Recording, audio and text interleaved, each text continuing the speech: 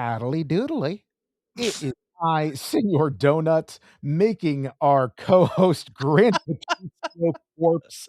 Was not expecting that because this is an the cuff off the cuff intro to our episode. Some of you know this, but before we do our intro, we always think about what we're gonna do. But sometimes, like right now, I decide, you know what? I'm just gonna do it live and we'll see how it goes. Oh, So and this one's stuck, brother, with your best Ned Flanders. My God. weren't expecting that one, were you? Not at all. You just putting up a fancy howdly doodly. I was not expecting that in the least. Oh, and I needed it today. Thank you, brother. I'm so glad, I'm so glad. So before we get into our meat and potatoes, our topic, again, I am Senor Donut, and with me, as always, is Grant Patrizio. How are you doing, Mr. Patrizio? You doing better? I I am doing well. A little tired today, but in this world that just feels like standard procedure at this point. So, I'm good all things considered. Yeah, happy to be here. Thank you. Yeah, so let's get into our usual, which is, Grant, what have you been playing recently? I mean, what I've been playing hasn't really changed much because I haven't really had time to dive into anything new. So I'm going to take this in a slightly different direction. Ooh, I'm going to let you know of a demo that I stumbled across that I might give a try on a future Twitch stream for a game called Twilight Requiem. why I does it first sound saw the game familiar? in a short on TikTok, and it has the visual appeal, like the world design of a Souls game, but the character Mhm. design and the gameplay flow of a Kingdom Hearts game. Oh, So I decided to download that demo and I'm going to be giving it a shot at some point. Hopefully, I'll message the developer. They'll say, "That's cool, you're playing it. Maybe stop by. Who knows?" But the other thing I wanted to bring up is that over the weekend, in the context of when this episode's getting recorded, mhm. I went to an orchestral concert for the music of Square Enix. And Ooh. my God, I love orchestral concerts. Even Mhm. better if they're about video games, because there are fans not just in the audience, but fans are the talent putting the orchestras together. Mhm. And this concert in particular hit like 5 different Final Fantasy games. Kingdom Hearts Ooh, got some love. Live okay. Alive got some love. Octopath Traveler. Xenogears got a reference. Wow. Chrono Trigger and Chrono Cross got some love. Love And that, they ended the whole thing. I think it was their encore performance because we just ate it up. I'm Uh, sure. they ended the whole thing with a medley of main themes from Okay. across Final Fantasy. What they did, it was genius. They started the first set, like the first half, with Sephiroth's theme, One Winged Angel. And Okay. then during the medley, they saved the Final Fantasy VII main theme or main battle theme toward the very end. And like as the final musical touch, they did da na na na na na na na, and every Perfect. performer thrust their fist into the air as if winning the battle, thus finishing the orchestra. Oh my god, we ate it up. It was so good. I have a question about that. Did anybody, that was either playing a wind instrument or a string instrument take their instrument, flip it around a couple of times in the air, and then put it on their shoulder like Cloud with his Buster Sword? There wasn't enough room on stage for them to try to pull that off, but I'm Damn it. sure if they had the space, someone would have tried. And I'm not even talking about the bow to Yeah. a string instrument. I'm talking about taking their huge ass cello, Oh, fucking yeah. twirling it in the air and then putting it on their shoulder. Oh, I figured that's what you meant, and that's part of why I said there wasn't enough room. Like, those orchestras, they are like, everyone is packed together, just enough space to, like, maneuver into the seat, hold their instrument properly and play it properly, using the big cello as an example, without elbowing their neighbor as they're doing the bow on the strings. Mhm, So mhm, being mhm. able to flip a giant cello with one hand and hold it like Cloud, I don't think they had the space for that. But you better believe they use the OG Final Fantasy VII for this. You Okay, better believe that on screen where they played the gameplay footage, they had Cloud doing the sword flip and putting it on his shoulder during that perfect, moment. Like perfect. Did they timed these things really well with these orchestras. The Sonic Symphony did something similar when I went to that all Nice. that time ago. What Chrono Trigger song did they play? I want to say that one of them I think was Was it the the main f- theme or the I Zeal think theme? I think they played two from Chrono Okay, Trigger. One, they played the main theme, and then they played the theme for Frog. classic. Love that. And Love that. when they played the theme for Frog, the audience went nuts. One I'm guy in sure. particular was just shouting out the whole time his support. I'm And sure he was the one dressed in the frog costume. there wasn't a single Frog cosplayer there, Was there actually. any cosplayers there? There were Okay, good. several Clouds, a few Tifas, a few organization members from Kingdom Hearts. Ooh, Those are the ones I saw, at least. nice. But yeah, it was a lot of fun. Oh, I'm so And jealous. That sounded like such an awesome time. I would have loved to have been there. it was. And again, I had I not gone to a Kingdom Hearts concert a few years ago and the Sonic Symphony for my birthday 2 years ago, I would not be in the know about these things. And I want to go to for franchises I love anyway. I want to go Sure. to any one of these things that I can. I heard Sonic is getting another live orchestral arrangement at some point in the near-ish future. You better believe I will be getting my tickets as soon as I find out. Nice. There's been, I've seen it on my reels on Instagram.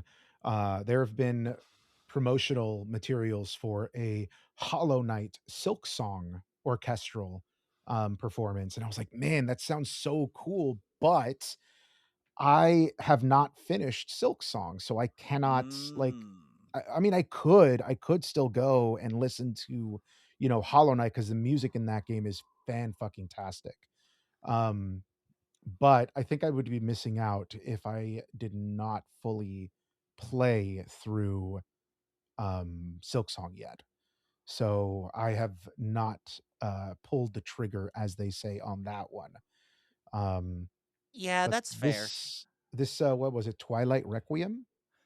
Twilight Requiem is the demo. That sounds Yeah. pretty cool. That sounds pretty cool. A game that's kinda like Kingdom Hearts, but has the aesthetic of a Souls game. Interesting. It's like maybe let me rephrase that a little bit because the character models and stuff like that look like they belong out of more Kingdom Hearts than the realistic look of a Dark Souls game, but it's Gotcha.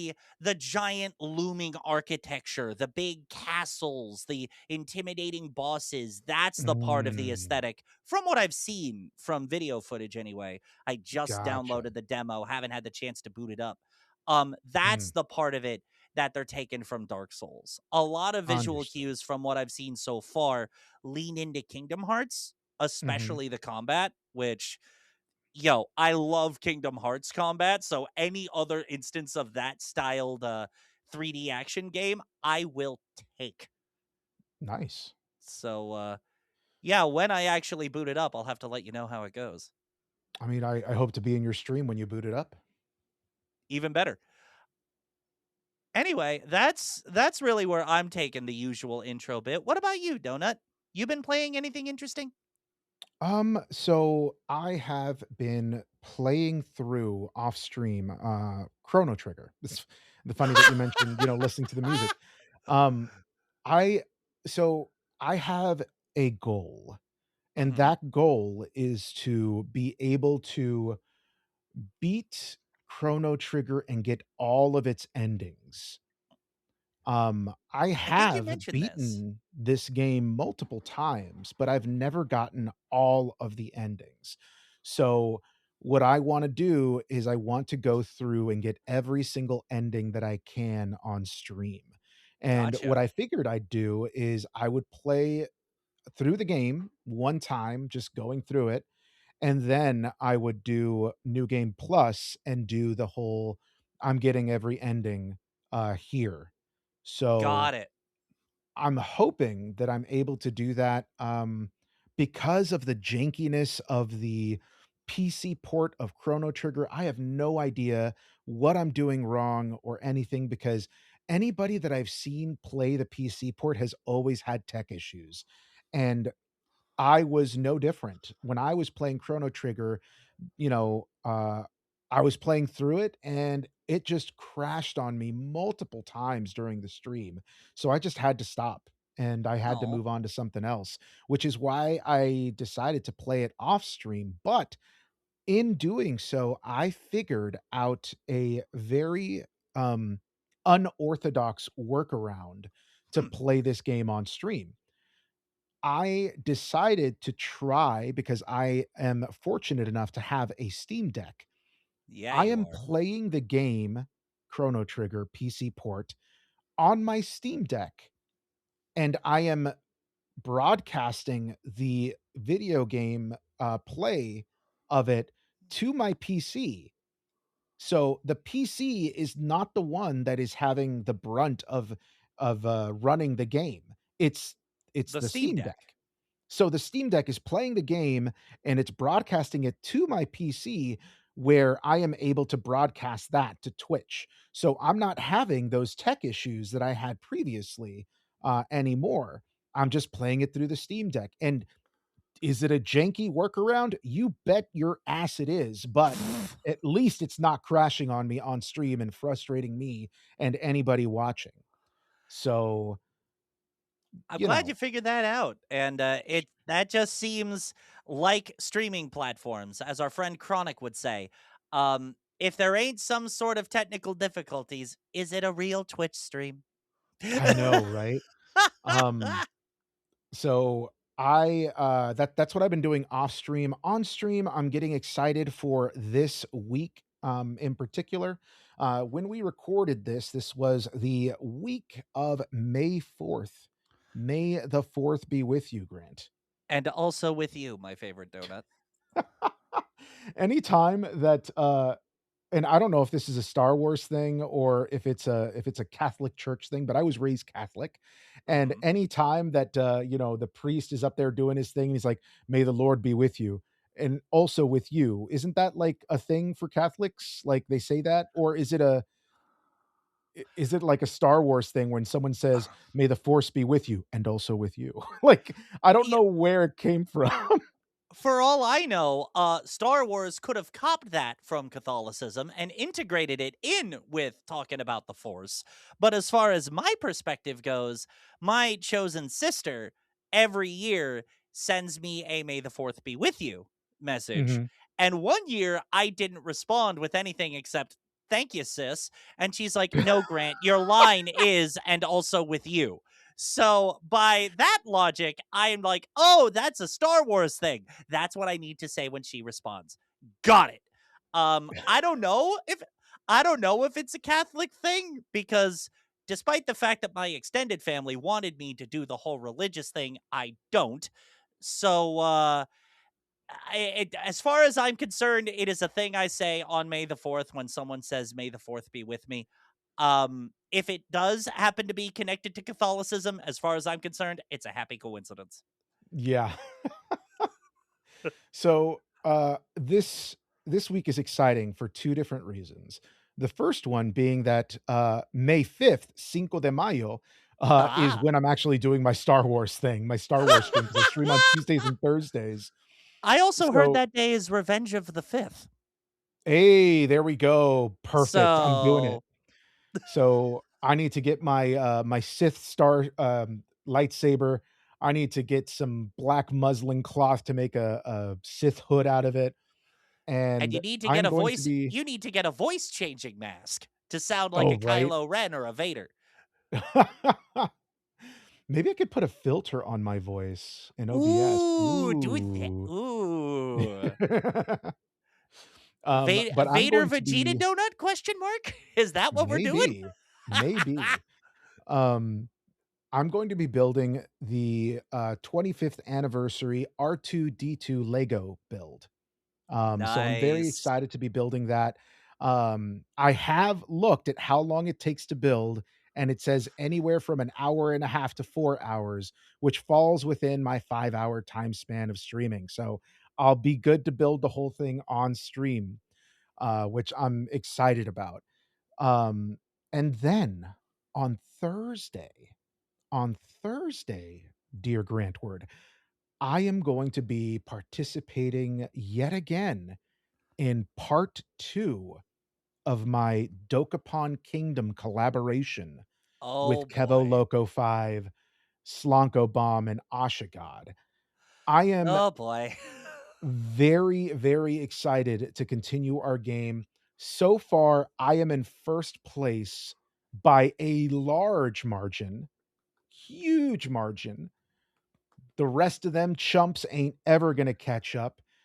That's not true. Kevo has a plan in place, he says, a Oh complicated no. plan that he says, I have no idea what he's gonna do, even though I know exactly what he's gonna do, because right now, he's in 4th place.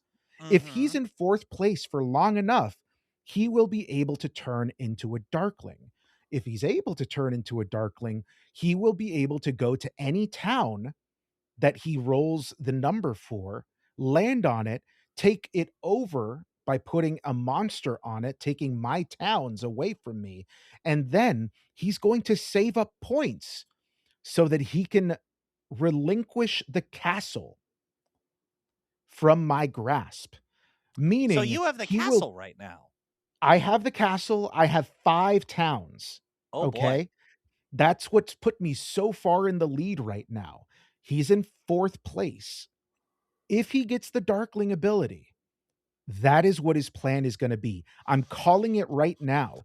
He says Whew. that I have no idea what the plan is. He says I have a basic idea of his plan.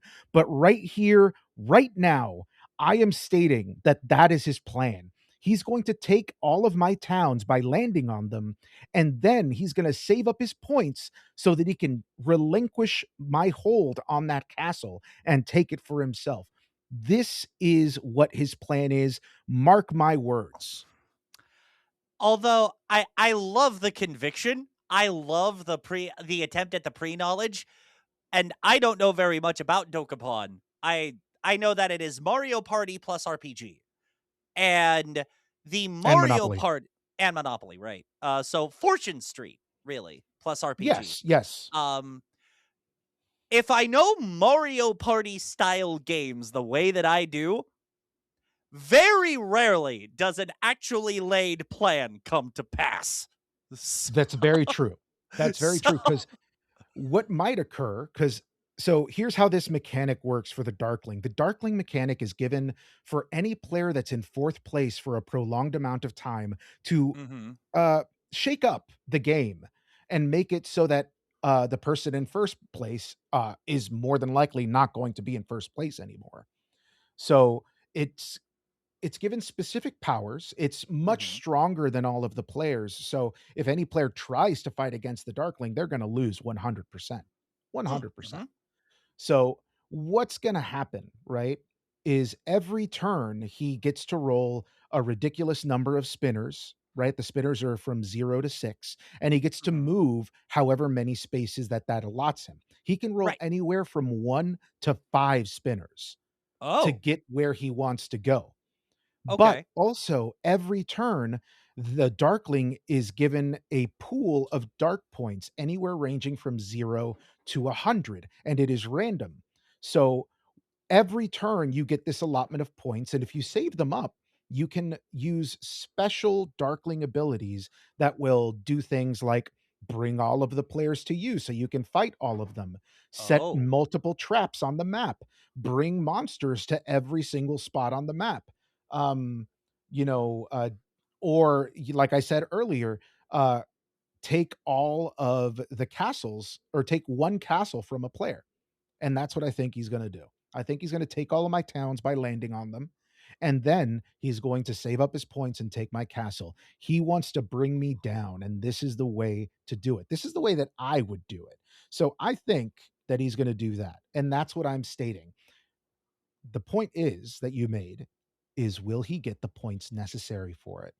Got it. And I am hoping, I am hoping to whatever Dokapon god is in the skies that he does not acquire the points to take me all the way down. But we'll see. We We'll will see. indeed. You'll just have to, for those listening, you'll just have to follow Senor Donut for all of the Dokapon drama. See how it shakes out. Yes, yes. I am also making super cuts of our games because our games are like 5 hours plus long. And I managed to take all of the important bits of the first game that we had and cut it down to 20 minutes. So from That's 5 hours to insane. 20 minutes, I know, I can't believe I was able to do that. But yes, if you're not there live, Senor Donut's got you covered. This is the part where I would make a joke about, how anime is notorious for its filler and its filler arcs.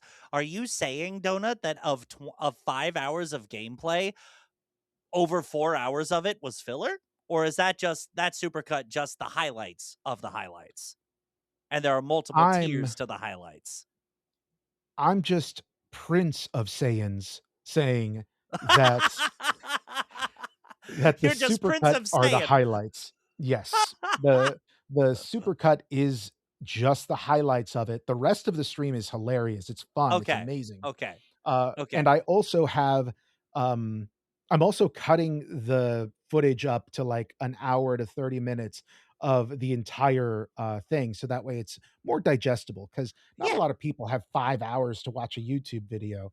So I'm hoping that people will They either could watch the use it as supercut and catch up. they could use it as sleep audio though. They could, and then just get the story through osmosis. Yeah, I'm down for that. Um, but yeah, it's a very fun game, a very fun playthrough, and I'm very much looking forward to continuing my reign, my heroic reign at the top, because that's what I am, Grant. I'm a hero. I'm not a villain. I'm a hero of this story.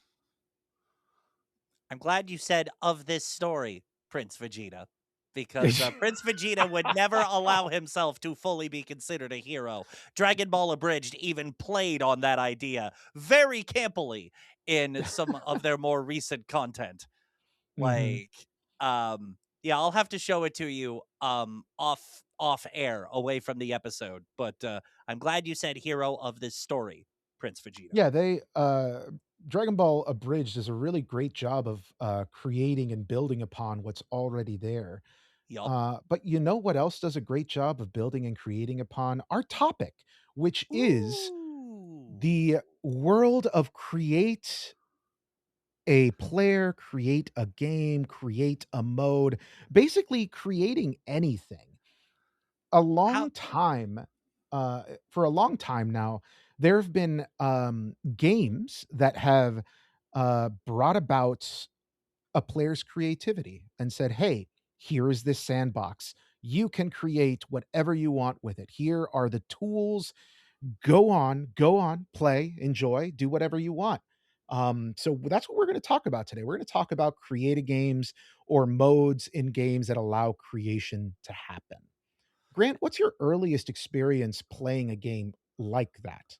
my oh, that is such a good question. My earliest experience, it the one that I remember the most and the one that comes to mind with the question is Little Big Planet.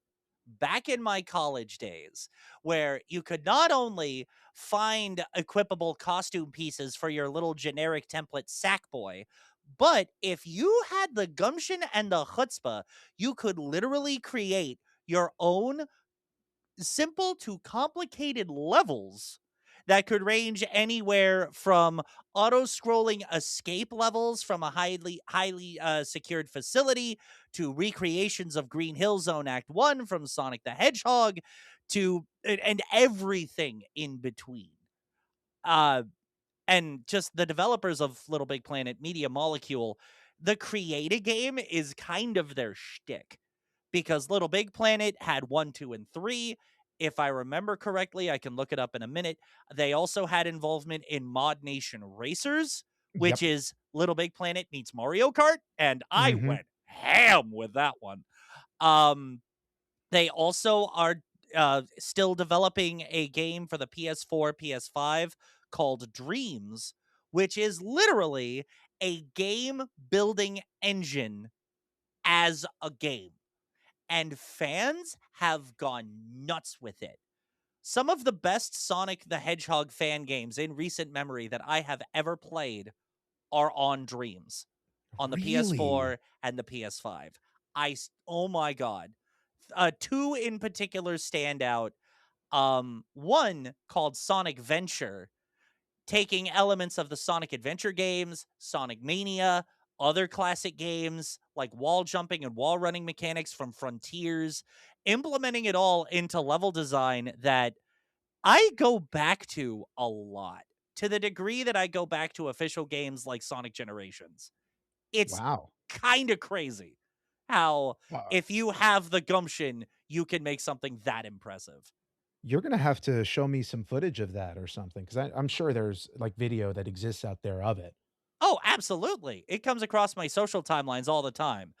Does When it I come look like like a Sonic game, though? It does. Like Wow. Sonic's shoes might have a slightly different design, and he might have a combination of arm accessories that hasn't canonically been used yet together, Mhm. but you'll know it's Sonic, you'll know how he moves, the ring sound, the spin dash sound, homing attack sound, somehow all imported into Dreams for this game. Hmm. It's it's crazy, dude. I can't figure out how they do it, but it is so much fun with the whole when the whole experience comes together and you actually play a level or two. So, Dreams, I've heard of it, but for me Dreams is one of those games that is a bit too above my smooth brain to grab as a concept. Like, I understand that you can make a game in it and it gives you the tools to do so, Yeah. but I don't know, like, I have the ideas, I have the vision, but I don't understand the tool set in order to make that come true. I think with those kind of games, especially that one, you need to basically know how to use the tools that are given to you. And the Yeah. game, I don't know if it does a good job explaining everything or if you have to go out and look up multiple tutorials to find out how to um, futz around with things to make them do what you want them to do. You said you had experience playing with it, right? I use Dreams as just a player of content. I have not tried to build a game in Dreams, but Ah, to segue to a different creator game that you and I combined tried to futz with the creator tools long ago when the pyramids were still young, Super Mario Maker. mhm, I do remember creating a level with you and several levels on my own using that tool set. And some of it just comes with, yes, the basic knowledge of how the creative tools work, but also being willing to futz around and kind of learn the limits and the quirks of the unique system of that create a game engine. mhm, Like in Mario Maker, you can you can double the length of a level depending on how you like let me start at the beginning. Depending on what kind of level you want to make, you can either have one or two, as I call them, rooms. These rooms are where the backgrounds are, the which shape the color palette and the designs of certain platforms and enemies and stuff like that. You can use a door to go to a different part of the same room, or a warp pipe to go to the other room. mhm, And then, depending on how you build your levels in the two rooms, you can split your screen in half or in multiple parts basically by lining up blocks in a certain way to have two full area, like 2 full parts of a level in that same room. Mm. So, like, I had to futz around in Mario Maker 2 to figure that out. And I I haven't played the game in a long time, so I can't tell you how it works beyond that, but when I designed levels in Mario Maker 2, I was proud of the result because I was figuring that stuff out as we went. And it actually brings me to Pokopia for a second because you kind of have to learn the ins and outs of the building mechanics in Pokopia to get structures and areas built like my Evolution Square Mm. that I built and showed off on stream. And just the other day, I learned that if you use blocks right over prefab houses, you can have a custom designed prefab house with the storage space for Pokemon and items and habitats of a prefab house instead of just building it all out of blocks. So I'm integrating that into my next build, which I'm calling Cheek Pouch Cove or Cheek Pouch Corner. Haven't decided. Cheek pouch Cheek cove. right, because aside from Raikou, every Pokemon who lives in that area will have cheek pouches. That is adorable, Grant, that you Thank have you. come up with these, communities for your Pokemon to live in. But I Yep. do wanna say something Yeah. that may be controversial. Why are you segregating your Pokemon from each other? That is not how I'm thinking about it at all, brother. That is not how I'm thinking about it All at of my all. all of my cheek pouch Pokemon will live here and only here. My Evolution Square is just for Eevees. No one else can live there. Well, first of all, the Evolutions each have at least one roommate in their houses. So, hush. Second of all, the names come from the basis of the idea, and then it just grows from there. And part of the reason behind Cheek Pouch Cove, or again, Cheek Pouch Cove, Cheek Pouch Corner, haven't decided. It sounds like you're It's leaning towards Cove. Yeah. It's partially because in this one area, I happen to have a surfing Pikachu fountain up and running. So it Mm, just sort of fits with the aesthetic too. gotcha. Um, and there are like I have built other houses or put other houses down for other Pokemon. And the main reason I'm doing it the way that I am feeds the game's mechanics Mhm. to build the environment level because I'm finding that if you pair Pokemon that like a lot of similar stuff in the same house, you get a lot more environment level increase for that one residence. So yeah, it may seem like segregating, but it's game mechanics at work and just me trying to be creative. Way to bring it down, my favorite donut. Way to bring it down. That is not how I was thinking about it at all. Come on, man. Oh god, I'm sorry. And, and now I got my revenge. You broke me at the beginning of this episode, and I broke you now. We have both been snapped. Oh, man. Oh, Lord. Out of context, this entire conversation will make me look terrible if it gets posted online. It'll make me look terrible. Oh, God. So, my first memory playing a game like this, where it's a create a mode kinda thing, um, the first one that I played was, it wasn't even a create specific game. It wasn't where you Hmm. could, create the game in general. I think it started out the first time I heard about a create anything concept was a game called RPG Maker. RPG Maker Ooh. was a game where you literally created the game. It had assets for you to choose. You would create the locales, you would create the world, you would create the characters, the antagonist, the protagonist, all that stuff. You'd create the monsters, the bestiary, the mechanics, the weapons, the items, all of that stuff. You would create it, and then you would save it and have someone play through it, either yourself or a friend. Like, I think it was on the PlayStation is what I recall, hearing about it. That's when I first heard about it, I think. It might have been on PC, who knows? But, yeah, no, RPG Maker was the first time I heard about any kind of, like, create your own game, and at the time, I was, like, super into RPGs. I was playing Final Fantasy, I was playing Chrono Trigger, Super Mario RPG, all that stuff, and I was like, "Man, it would be so cool to create something like that." And I remember either finding a demo or getting my hands on the game through, like, I wanna say either a Blockbuster or Hollywood Video rental, and then just being like, "Oh, this is not what I wanted it to be." Oh, So, it was not as cool, and I didn't go back to it, but the concept sounded really awesome.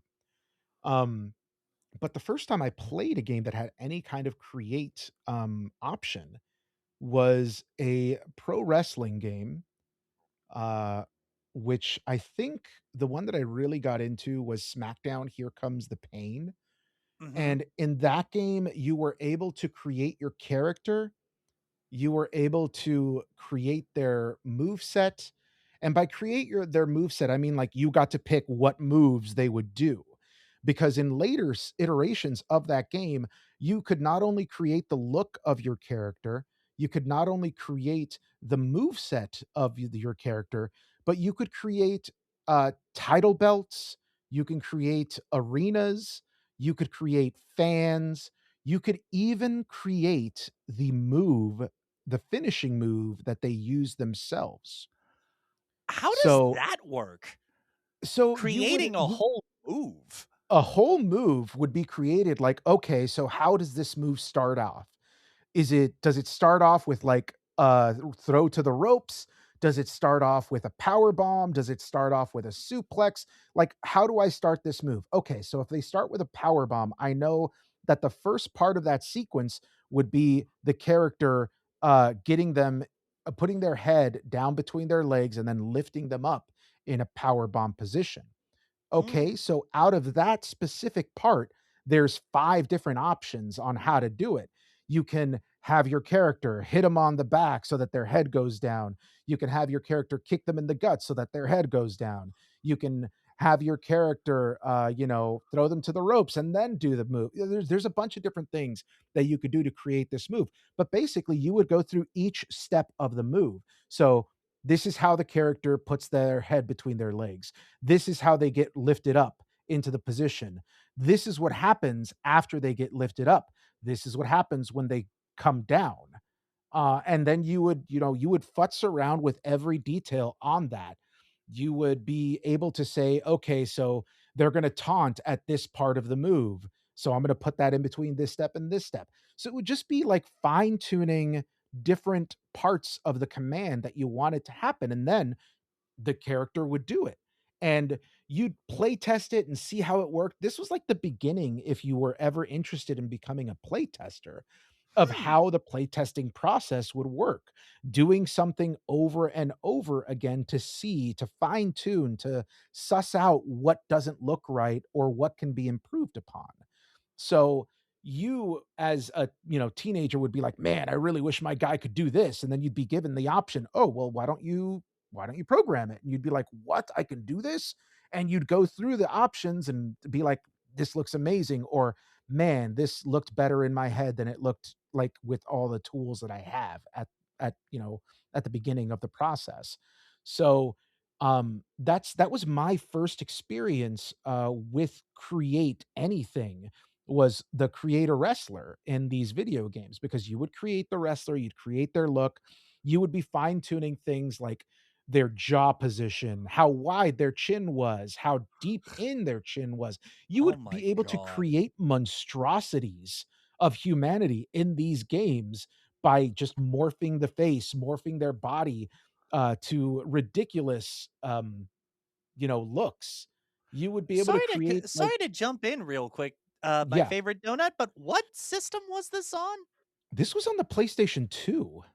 That's SmackDown Here Comes the crazy. Pain was on the PlayStation 2, and you can do a lot with it. And, as the games have evolved, the creator wrestler modes in general have gotten wild. I've seen people create their wrestlers look like picture perfect versions of the Power Rangers, the Ninja Turtles, Super Mario, Oh Bowser, my Luigi, god. like any character that you have in your mind that you've seen in pop culture or anywhere can probably be recreated in these creator wrestler, creative fighter modes in these games. And a lot of different games have implemented create a fighter, like for example, Tekken, Mhm. Street Fighter. Like these are I mainstream fighting games that Yeah. have implemented create a fighter things. Soul Calibur as I well. was about to say, I've got vivid memories of, I wanna say it's Soul Calibur 4? It was either 4 or 5 on the Xbox 360. Whichever one Yoda was made a guest character in, because I yes, think that that was happened. 360. Yeah, that was on the 360. I remember finding builds for Mario, Luigi, um, several others too, but I made Mario and Luigi, and that's how I ended up learning character movesets in that Soul Calibur game. And just in general, because of how in-depth these character creator modes are at the start of these games, some people like me, like, it can take several hours to get into the game itself just Yep, because of how in-depth these character creators are. And 100%. it can be a little overwhelming if you don't have an idea of what to expect, or it's Mhm, like you said about building game worlds, like how deep everything goes, or like what sliders affect what and how it looks, or if you have a reference point, or just want to commit to the bit and go absolutely crazy with your character. mhm, um mhm. my partner, a long time ago, I I forget what game it was for. I think it was either Cyberpunk or Saints Row. He wanted me to try one, like that game, whichever it was. And the character creator is the first obstacle we had to overcome together, because he's like, "Babe, make your character." I'm like, "Look at all these knobs and features. Look at all these menus. I wasn't expecting this. I Mhm. don't know who to be. And if I'm just going to make me, I would need a mirror." So, hands him controller. You do it. That is such a true thing, though. Like, when you start up a game and it's like, "Okay, create the look of your character," you're like, "Well, fuck, what do I wanna do?" Like, it's you're basically given a blank canvas. You're of course given you know, this is the default, right? This is your Right. default look. You're given like, okay, male, female, and in some games, you know, non-binary choice. Right. Um, and you're able to make your character, create them however you want them to look, even if they're, you know, grotesquely cartoonish or if they're more grounded in reality.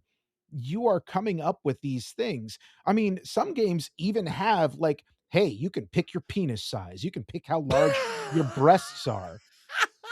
You laugh, but the I thing is, do, but it's so true. Baldur's Gate 3, like, one of the things that you can do is you can pick how long your fucking dick is. You can pick if it's uncircumcised or circumcised, and it's like, "Why am I even picking this?" I You know? know. That's why I'm laughing. "Hey, Is Grant, there a is there Grant, a game mechanic that requires that knowledge or something? Grant, Yes. penis." Penis, penis, penis, penis, penis, penis. No, but, like, there isn't a mechanic that I'm aware of in that game that it's like, "Oh, hey, you can use your penis size to do some." I don't know, there's nothing like that in the game. There isn't There a it's special just ability tied to the size of your dick in those games? I mean, I don't think so, but then again, I haven't finished Baldur's Gate 3. I'm like in act 3, so I'm Got not it. sure, but I don't think it matters, though. I think it's just a personal preference thing. Um So, yeah, I could make there's I could make another avenue of joke there, but I'm not going to. I could. Okay, fine, I will. It's just an avenue for some players to compensate for something. I Anyway, mean, could be, it who could be. knows? But, yeah, they didn't have a micro penis option though, so there was that. Okay. So yeah, it's a really, interesting world that we live in when it comes to character creation in these games. But we would be remiss if we also didn't talk about the other games that kind of brought even crazier kind of customization to the games. We talked a little bit about Dreams, which is like the ultimate kind of like you can do anything in this game. And we Make have talked about whatever little game you want. exactly. We have also talked about Little Big Planet. Um, I think one of the most interesting levels I played in Little Big Planet was one where you played Street Fighter and Yep, you were able to play as Ken and Ryu in Street Fighter, yep, and it was all created using the Little Big Planet engine, and it was wild. yep. Um, but also, I think we have to talk about Roblox and Minecraft. We do. We do. Both of Roblox those and games both yeah, of those games have a very, very crazy, um, like, creative community that backs the craziest things on there, where they create entirely brand new games, using the assets that are available. I saw a My Hero Academia game played on Roblox. I've seen horror games played on Roblox. I've seen fashion games played on Roblox. All of these things are created within those game systems. and if I may blow your mind, taking it to a certain blue hedgehog again for a second, It Sega. always goes back to a blue hedgehog with you, Grant, always. I mean, what can I say? Like Sonic has their hands in these things. Case in point, not only do they have a dedicated Minecraft DLC with Sonic inspired physics with new objects and stuff made for the Minecraft world, but more impressively, they literally have a official constantly being updated full game within the Roblox engine called the Sonic Speed Simulator, where it's always getting updated with frontiers sized open worlds taking on environments from throughout the series with somewhat proper adventure style physics where you can run through loops, jump off ramps, go through dash rings and do tricks, collect rings, homing attack robots. Some characters have their own special abilities, like Tails can fly and Knuckles can glide, that sort of thing, all using assets either within Roblox or designed for Roblox. And it doesn't look like a Roblox game. It looks like a Sonic game, but every time Speed Simulator gets updated and I see a video about it, I have to remind myself, holy cannoli, this is in Roblox. Holy cannoli, this is in Roblox. Like with the Minecraft Sonic stuff, it makes sense. It actually has the blocky Minecraft aesthetic. Roblox, no. There is nothing inherently blocky about the way the characters move. The only inherently blocky elements are in the background, but that would make sense.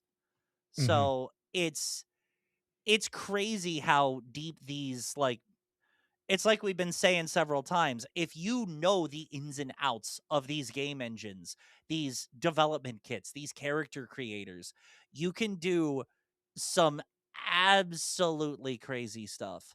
Like taking it back to Little Big Planet for a second, one of the more memorable levels it just came back to me.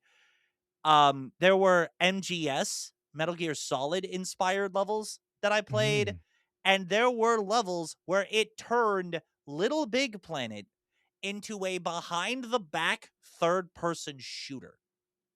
wow. Yeah. Um the more ins and outs of the mechanics you learn, the more creative you can get. And Mhm, you mentioned you mentioned some of it being a little too much for your brain. Thanks to the likes of Mario Maker and Pokopia, I feel like I can get it a little bit, but as soon as you start really getting into those like genre bending builds where you turn a 2D platformer into a 3D shooter, my brain's just like, can I hire a pro for this? I cannot do this myself. I cannot do this myself. My brain, just to figure it out, would be bent so hard that I would have to put the game down to recover from how bent my brain got, only to have to bend it again to remember how I got there in the first place. I wonder if there are people like, on Fiverr or whatever, is like, I will create a level on Minecraft or Roblox for you or whatever, you know? Like, it's gotten to the point where people are like super knowledgeable on how to make things and, can probably find someone to pay for it to have it done. Like, find your niche and go out and create things, you know? Yeah, I I love the fact that these games exist. I do. It I kind of wish there were, to lean on Mario Maker for this. I Mhm, kind of wish more of our childhood games with those like those 2D level designs, like the Sonics, the Mega Mans, even, layouts of Pac-Man mazes maybe. I wish more franchises would allow their fans similar levels of creativity, mhm, because, to again use Sonic as an example, with Sonic Mania, those levels were designed by fans and used in an official capacity because the team of fans were hired to design those levels. mhm. Imagine what fans can do with those other franchises. Like, they do a lot of crazy stuff with Mario Maker, do not get me wrong. Like, custom built kaiju sized boss fights in a Mario Maker game, that's insane to me. I don't think I could Mhm. ever do that. But imagine what a Sonic fan could do with a level creator for the classic Sonic games. Imagine what Besides besides Sonic, what franchise would you like to see that happen with?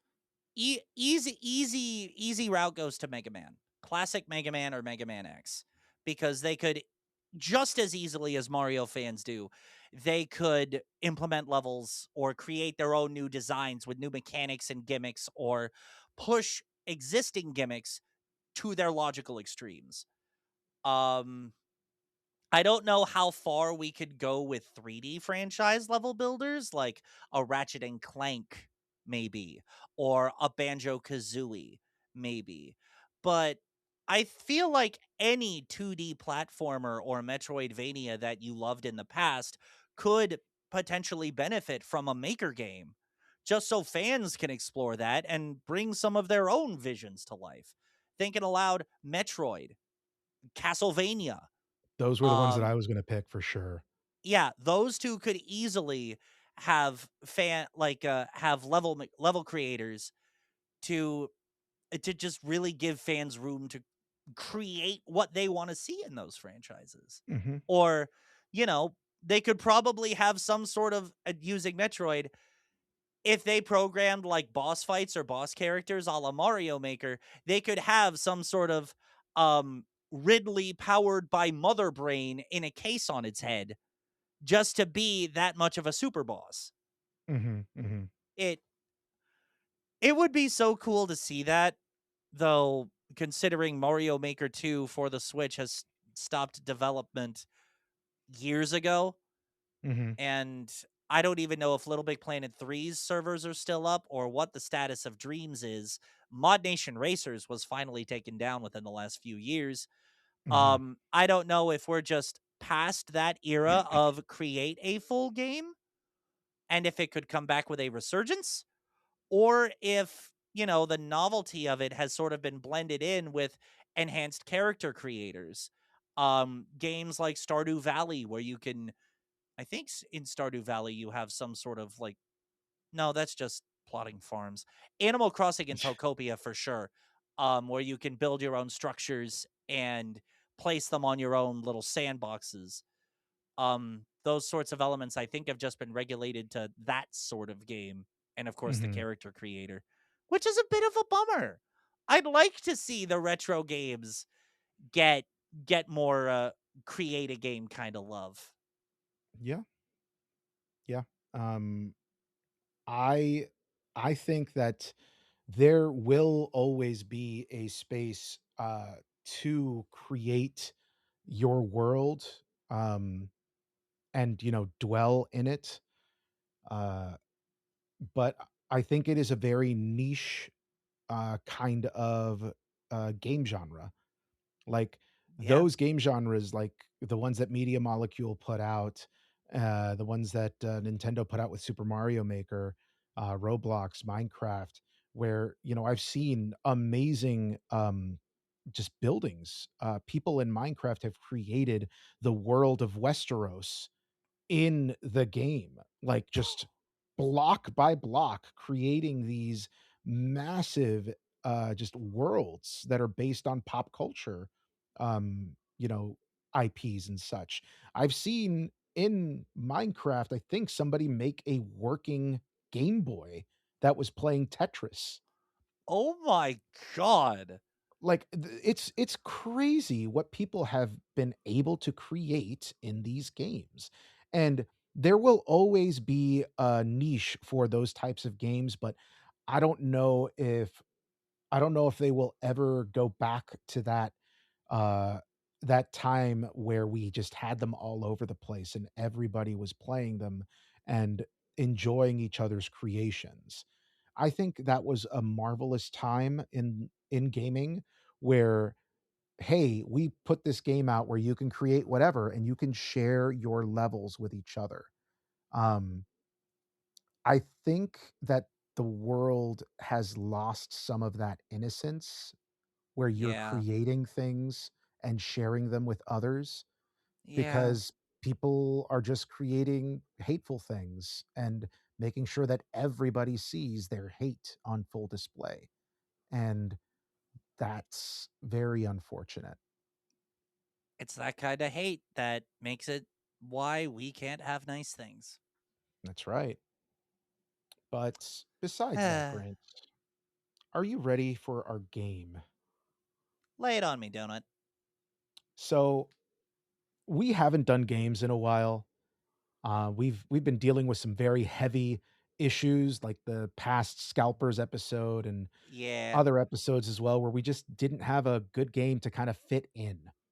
Mm-hmm. But this time around, I have a game. I have a game which we have not played before, but I want to see what you would do in these scenarios, Grant. So I have Okay. written down in my phone a couple of would you rather questions that are related to the topic and related to gaming in general. Okay. And I'm going to lay them on you, and you're just going to give me your answer and maybe elaborate if I ask you to. Okay. Would you rather create a level that took 30 hours to create, where you learned new techniques and felt you really upped your knowledge and skill in creating it, and Hmm. have thousands of people play it with nothing but horrible reviews?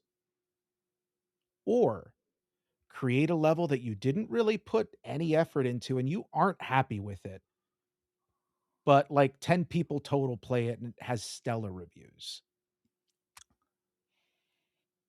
As controversial as this might sound, I would rather put all the effort into a level and learn the techniques and get the most out of that level creation engine. Because at the end of the day, I'm the kind of creative that has to enjoy or feel a sense of pride in what they put out before I put it out. And it's just the kind of thing where if other people don't like the kind of stuff I create, yeah, it's a bummer. Yeah, I learn from it, but I'd rather be proud of what I put out in the first place before I put it out. Takes me to a Family Guy episode where Brian Brian is sick of, his writing not being recognized. He takes 3 hours to write slop and it goes popular. until it's revealed that he wrote slop just to get popular. So I would rather put out something that I am proud of and learn from what people don't like about it than put something out just for the sake of getting people to say that they like it. I knew that's what you would pick because that's what I would pick, and you and I are very similar on that. I would also do that, and I do that now, creating the Same. content that I do. Same. So, yeah. All right. Would you rather play test uh, nothing but shitty levels in Mario Maker for 24 hours straight, or play one god tier level for 24 hours? I'd play the god tier level for 24 hours. Because if it's a god tier level, it would want me to go back and learn its ins and outs. And once I start learning the ins and outs of a level, I tend to turn on my speedrunners mode to see how I can Mm. speedrun a level, optimize jumps, optimize like hitting enemies, when to get power ups, if to get power ups. Like, I would rather push one really well made level to its limits than play 24 hours of different troll levels where it's basically luck of the draw if I find the right path. Because that would be my first complaint by default. Uh-huh. And I'd be like, hey, why is this a troll level? Why is there no guidance as to actually solve it aside from trial and error? Read my mind as a creator with the first time playing this level, get good scrub. Um, I'd rather, see the effort and detail they go into designing a level and want to optimize my experience or just take it all in. Good answer, good answer. What about Would you? you rather I'm not on trial here. Would you Okay, rather Mr. Lawyer, I didn't realize I was on the witness stand. Good grief. I would probably play the god tier level, as well. Um, just because, playing shitty levels would be frustrating to me. Yeah. Um, why Yeah. have you played, any Mario Maker streams at all? I haven't. That's And surprising to me. And part of me was debating for the longest time, maybe I boot up Mario Maker again. Maybe I try to create some levels or at least show off the levels that I have made. Yeah. Because I'd like to think they're in line with Mario design. They're not terribly cheap. And unlike the level we made together, there are no requirements at all to dump Yoshi for the extra jump. Mhm, mhm. Because we did that once. We You did. demanded it. I did. Would you rather spend hours creating something in game only for the power to go out and wipe it entirely, and all you have is the memory of creating it, but no one else gets to bask in its glory, or never have created it at all? This is actually the first tough one. I think knowing the way I tend to react in those situations, I would rather have not created it in that instance. Because knowing me, if I were to spend all that time creating something feeling perfect, there's no autosave to track the progress. Thank God, Pokopia. And the power goes out or something and all of that's disrupted, I would feel a little bit burned by the game in the circumstance, and I'd Mhm. put the whole game down for a while. So who knows if I'd even bring that thing back again. Mm. I agree, I agree. I would rather not have put in the effort to create something only for it to be destroyed. Even if I mean, going back to our first question, where you would be learning and becoming better and everything, Yeah, you would miss out on that experience, though. that is true. And it is, while it would be a bummer to miss learning those techniques in that moment, I think of it this way.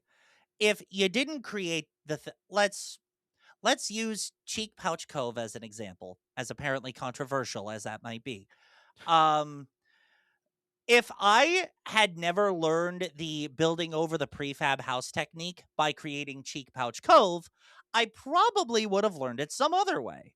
So I'd be able to apply it to a different project, have that same thrill, build something better or same caliber, just without having to deal with the power outage. Because I Mm, like the game and the core mechanics enough to want to learn those things anyway.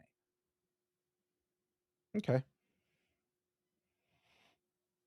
All right. Would you rather be responsible for a create level in a beloved video game that brings about its end?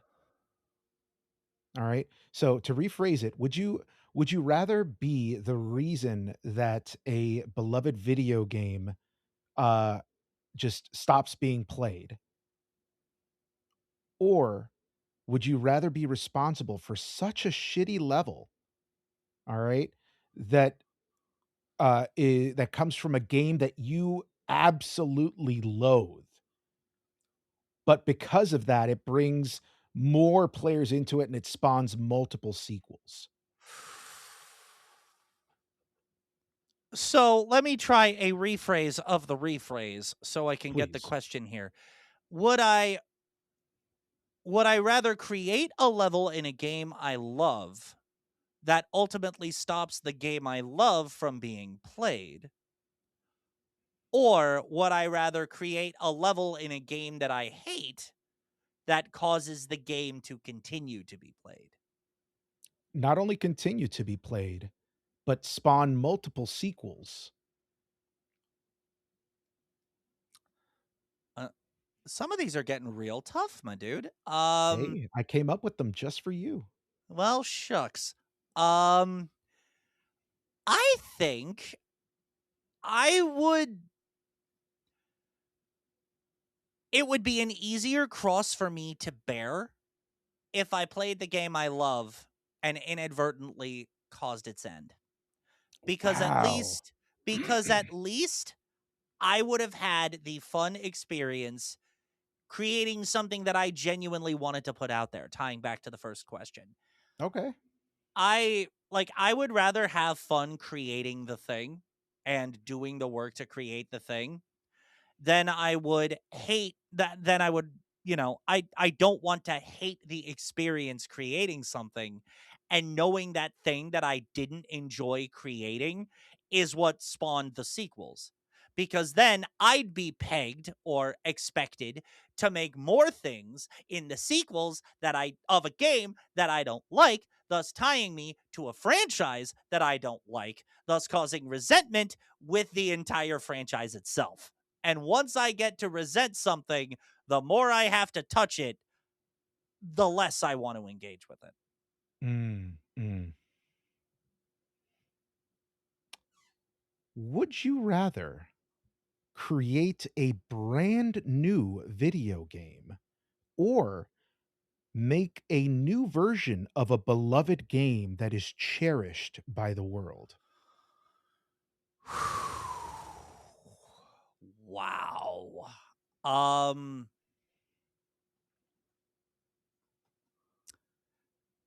yeah, this is the first one of these questions that has me split right down the middle. Mm. Um because at and I'm just doing a pro con analysis on the fly right now. If I were to if I were to create a new installment in a game that is beloved and cherished, I'd already have the advantage of foresight and fan reaction to this franchise. So I'd know what to take in, what to build upon, what to remove, things like Mhm. that. So I could attempt to innovate in a way that stays true to what the franchise is and what people love about it. But if I were to create a whole new experience, that's just it. I would have the opportunity to bring elements of multiple franchises in that I adore, find a way to blend them all, and see if it has the same impact that I hoped it would. Hmm. You know what? I am going to go with the brand new franchise. I am Really? going to go with the brand new franchise because Can't deal with the pressure of, what fans are expecting, huh?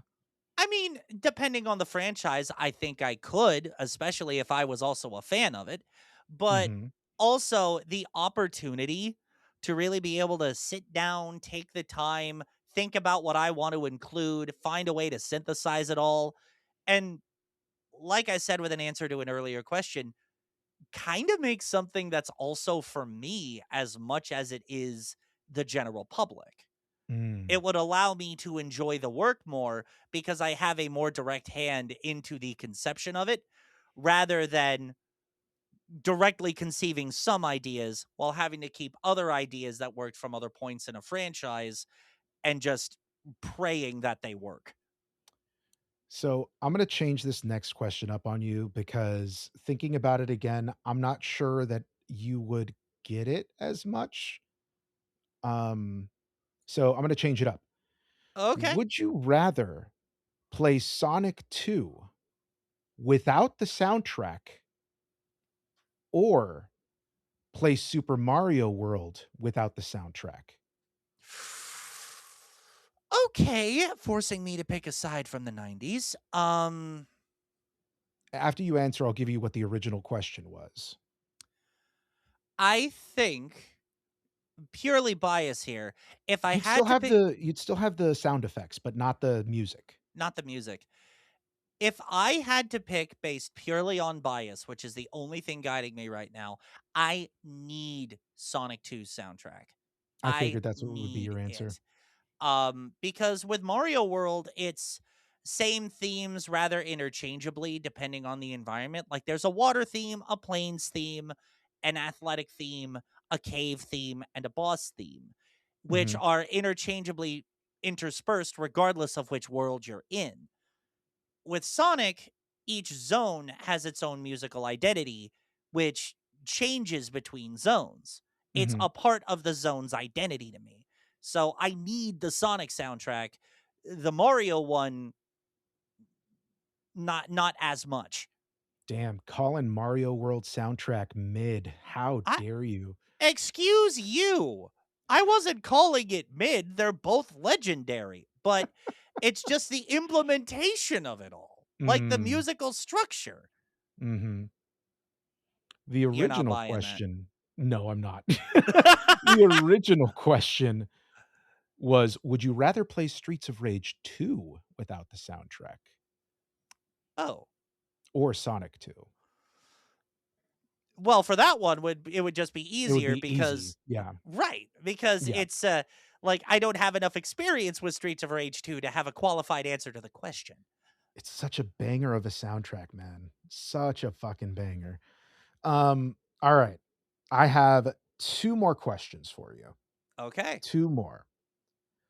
Would you rather play Kingdom Hearts without being able to run and jump to traverse, except when required by story and treasure retrieval, Hmm. or play Chain of Memories and have only the cards you can't use up come up when you don't need them?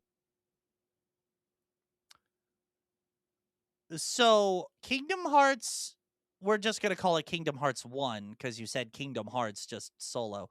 Yep. Kingdom Hearts 1, without the ability to run or jump for traversal except when required by story or treasure, So you'd be or walking basically. okay. Or Chain of Memories with basically only useless cards. Yes. Well, if I'm interpreting the question correctly, I would rather play Kingdom Hearts 1 at a snail's pace because I can at least play the game and smack things. Whereas with Chain of Memories, I'd get into a battle, I could literally do nothing, I would probably be dead at the tutorial. Okay, let's rephrase that then. How about instead of the cards you can't use, like, it comes up, more often than not, you will not get the card that you need, but you'll still be able to play the game. But, like, you'd be like, "Oh, man, I really wish I had this card come up," and you crafted your card deck just so that it would come up more often, but it doesn't still. I think if I think I think if I could actually play the game and progress beyond the tutorial, I would rather give powering through Chain of Memories a chance in that instance, Mm. because I'd still have full, especially if we use Chain of Memories, the 3D one, I'd Mhm, still be able mhm. to run, I'd still be able to jump, I'd still be able to dodge things, and I'd still be able to attack and defeat enemies, just the heart of the cards would not be on my side. And I can Yes. deal with that by comparison. Okay, okay. You ready for your final question, Grant? Ready as I'll ever be. Would you rather only play your favorite Pokemon game on the earliest released touchscreen phone with touch controls only, or play only Pokemon Scarlet/Violet with no patches, no hardware changes, no DLC for the rest of your life? So you're basically asking if I would play Pokemon Blue on the earliest touchscreen phone with touch controls, or uh release day Scarlet and Violet on Switch 1. Mhm. Huh. I've never really given thought to how the feeling of tactile buttons would affect my experience with Pokemon Blue. Because my god, OG release day Scarlet and Violet, the internet can do all the work for me in terms of telling us how buggy that was. Um, I think I would stick with Pokemon Blue. Pokemon Blue on early touchscreen phone touch controls, Okay. because the controls are simpler, the buttons are Mhm. simpler, and it's just a matter of navigating menus and hitting A. You move in four directions, there's a start and a select. I think it would be easier to manage overall, so I'd Mhm. be able to enjoy it more. Also, blah blah blah, nostalgia, blah blah blah. Well, Grant, you have answered all of my questions that I have created for you. How do you feel? Aside from the one or two times where you put my answer on blast with, more of the same lens of humor where Cheek Pouch Cove is apparently segregating, um, I feel pretty good. I feel pretty good. How do you feel is the question. Did I surprise you at all, or was this easily predictable because of our history as friends off the show? You heard it here first, folks. Grant is happy about calling the soundtrack to Super Mario World mid. More This is news at exactly 11. what I was talking about. Again, I did not call it mid. It is not mid. For the record, let Mario World soundtrack is not mid.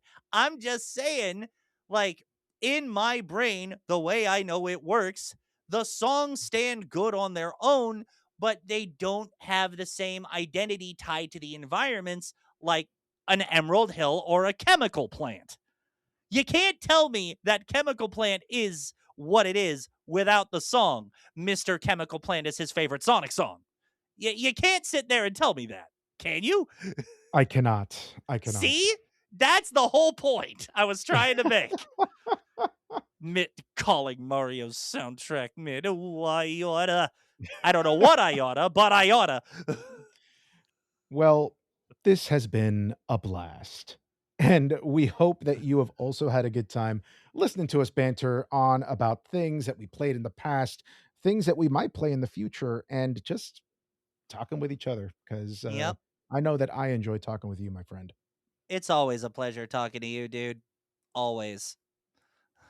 Well, we will catch you next time as we talk about the next topic, which may or may not be about your mom. More news at 11. Good night, everybody.